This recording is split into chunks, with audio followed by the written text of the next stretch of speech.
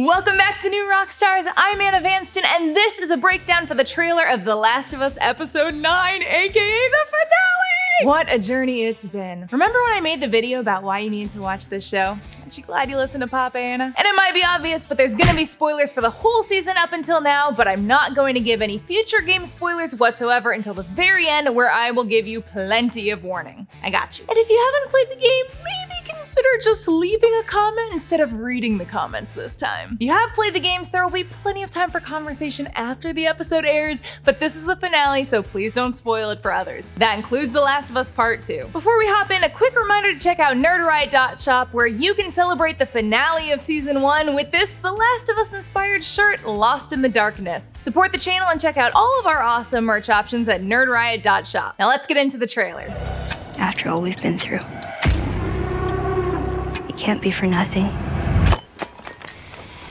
We open on Joel and Ellie walking down the highway coming in on Salt Lake City. This has clearly been quite the trip from Silver Lake since we've made the jump from snow to greenery again. This is overlaid with Ellie saying, "After all we've been through," and the ticking of a watch in the background. Joel's watch being an important symbol throughout the show, it reminds us not only that the season is coming to an end, but that Joel and Ellie's journey is coming to an end as well. This realization, with a healthy dose of what they've endured, seems to hit them too, as in the next shots they're walking silently with a far-off expression on both of their faces, neither of them looking particularly excited about what's next as the ticking in the background slows. Kinda makes you wish they'd just get off at Reno and hit the casinos instead. Ellie then sits in a car looking pensively at her bite mark scar with the voiceover, "It can't be for nothing." But the way she says it almost has a question mark at the end, showing a little lack of resolution. The ticking forebodingly stops in the next shot as what looks like a stun grenade is rolled towards them and explodes. Clearly, they're not alone. The Last of Us makes clear that the apocalypse is gross. There are tendrils coming out of people's mouths. We can hold ourselves to a higher standard of hygiene, thanks to Quip. Quip makes keeping your mouth healthy easy. Quip's electric toothbrush has timed sonic vibrations with 30-second pulses to guide a dentist-recommended 2-minute clean. And their water flosser can give you a gentle or deep clean at the touch of a button. And Quip's gum starter kit fits in just about any purse or pocket for on-the-go dental health. Quip has a special deal running now for fans of The Last of Us, but it involves a tough choice. You gotta choose between Joel and Ellie. To cast your vote in the Quipocalypse, go to getquip.com/infected. Once there, cast your vote by either using Joel or Ellie as your promo code. Either code will automatically get you 20% off any Quip water flosser, Quip toothbrush, or gum starter kit. But if your favorite character ends up getting the most votes, Quip will send you a special power-up to help you fight off the plaque monster, which is like a bloater that lives in your mouth. Make sure you get your votes in before midnight on March 8th. We'll announce the winner on the finale breakdown. That's getquip.com/infected and use promo codes Joel or Ellie to vote for your favorite character.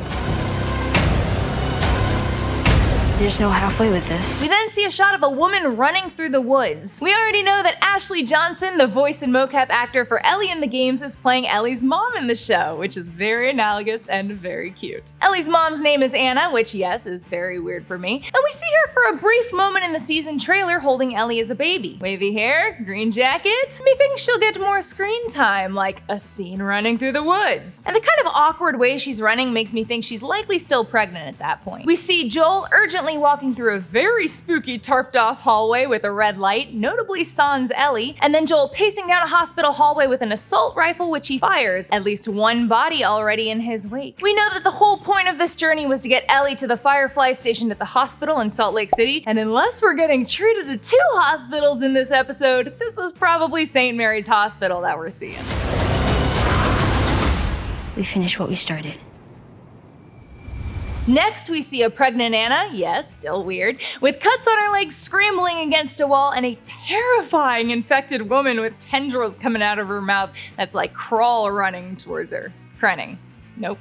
The pattern of cars on the curtains and the bright blue chest in the background make me think that this is or used to be a kid's room or nursery. And then finally, we get Ellie and Joel standing on a rooftop with Ellie telling Joel we finished what we started, with Joel waiting a little too long before nodding. And that is where the breakdown for the people who haven't played the game ends. Come back after you've watched the episode, why not? Thank you for watching. Bye-bye. Goodbye. All right, now that it's just us gamers in the room, it was too far, I could feel it. A whole lot of these story beats are very familiar, but with the helping of Ellie's mom on the side. That's But it seems like we'll be treated to a few time jumps that show part of her story, whether it's just one long one, maybe a cold open, or whether it's several sequences intertwined with the action of the episode, like maybe a sequence of Anna entrusting Ellie to Marlene. We'll have to see. And we might even get the scoop on why Ellie's father isn't ever mentioned. Either way, it's cool to get an exclusive peek into this story that we only got pieces of through tape recordings and a tiny bit of dialogue in the games. Joel going through the hallways with a gun and the matte shot of Ellie looking at her bite mark scarring in the car indicates that he's gonna make the exact same decision that he made in the games. And the audience who hasn't played the game has unknowingly gotten a taste of Joel's decision to save his world over saving the world. And they introduced that concept through Henry and Sam. You think the whole world revolves around him?